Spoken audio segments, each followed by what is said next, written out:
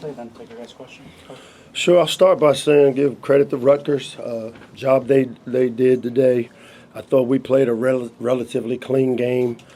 Showed a little more balanced on offense in terms of just the ability to get the run game going. And I thought both sides of the ball on third down did some good things.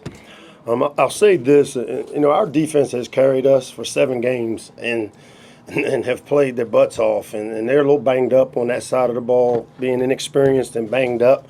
But the last 2 games haven't been good enough on the defensive side to complement what we were able to do offensively. A few drives. We did get the run game going today. I thought Malik's ability in the run game, as you saw, opened up the natural run game where our backs started being able to get some positive yardage, and it was good to see Malik make that point of emphasis go for us. The development of a young team and an inexperienced team sometimes has its ups and downs, and I can tell you that we're in the middle of a tough stretch for this group, and the young guys, as I told them in the locker room just now, don't understand that now we're running on limited opportunities for some veteran players that have done some good things around here the last 4 or 5 years, and that we're down to playing for pride and opportunities for these guys to extend. And so, as I told them, it's my job to remain positive. It's going to be my job to keep showing up for these guys and coach them through this tough stretch. They've got the commitment from me, the staff, that we'll do that, and we're going to remain positive about it. It may not feel real good right now, but I can tell you that I know this group will keep pushing and we'll keep fighting for each other and finish this thing up the right way. So with that, I'll open up for questions. We'll start with Michael on your left. Coach, this week you kind of talked about progress as a program. 3 games left in the season now. What do you want to see from this team to call this season progress for your program? I mean, it's always about being better than you were a year ago. Now, it's the difference between progress and expectations. This inexperienced team created an expectation with how they played early. We're a little banged up right now, and they keep showing up for me. So, as I said, it's my job to remain positive. I have no problem with the expectation that we've created. When you have a young team, I told you, the inexperience of the ups and downs of a season like this. The good thing is that their energy level's been good, and I'll keep remaining positive, and they'll keep showing up. But it's going to be important for us with the limited opportunities to make sure we do all we can for these older players that deserve it. Can you point to any progress so far when you compare it to last season?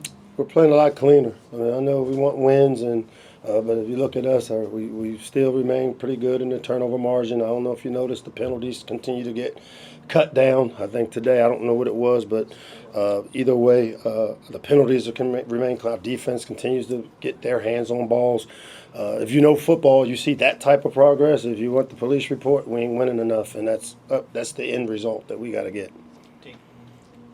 You said banged up, so I don't think people at home know who, how, when, and where these guys are in defense that are banged up. So I don't know if you have a list on top of your head, just so people at home have an understanding of how banged up and nicked this defense is. I mean, that's a good question. I don't even do medical.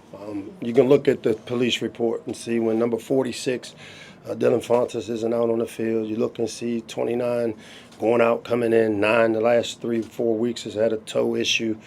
We're limited. Number 1 is a warrior, and Daniel is playing on one leg, but he's playing hard. And that's why, for me, I'm going to remain confident, because for 7 games, that defense carried and did a really good job, and we got to get some guys healthy here as quickly as we can. We'll get some bodies back, but in the meantime, I got to keep developing this offense, the young quarterback, and get some things corrected over there, which we will do. Coach, you're now tied with Rutgers since the start of 2020, fewest wins in conference play in the Big Ten. Just from your perspective, how do you evaluate where this program is at, and what do you tell the fans who are frustrated? I'm not going to evaluate us right now. I mean, I'm sorry. Y'all beat me at the end of the season. I'll have an end-of-season review for you. I'm playing for Illinois, I think it is, next week, and I'm not into the evaluation of us as a program with 3 games left to play. I'm in to tell you I'm going to keep showing up with a positive attitude, because this team deserves it. And I'm going to tell you that this team will play with pride the next 3 games. We'll keep trying to build on some of the things we're doing well. The things we aren't, including getting some guys healthy, that's been the main thought process. We'll deal with the end of the season at the end of the season. Mike.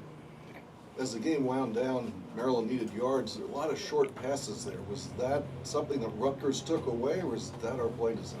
Yeah, so if you watch the tape, they play zone coverage, and when they play zone coverage, it means they drop deep, so you got to check it down. So short passes, make a guy miss, run for the extra yards.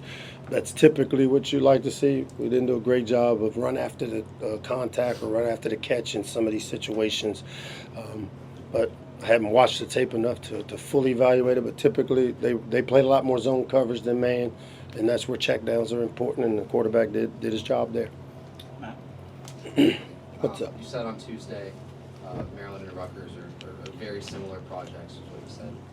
In the context of this game, do you stand by that comparison as far as? It was a good ball game. I think we're very similar. I mean, I think they made enough plays near it at the end, but we were pretty evenly matched going in at halftime. If you look at the stats, very similar. So I'd stand by that. We both are probably around the same where we are as programs in the Big Ten. But I'd like to say that I also don't have every piece of the puzzle for us as we show up here. But the guys that show up, we'll coach them and get them to play better.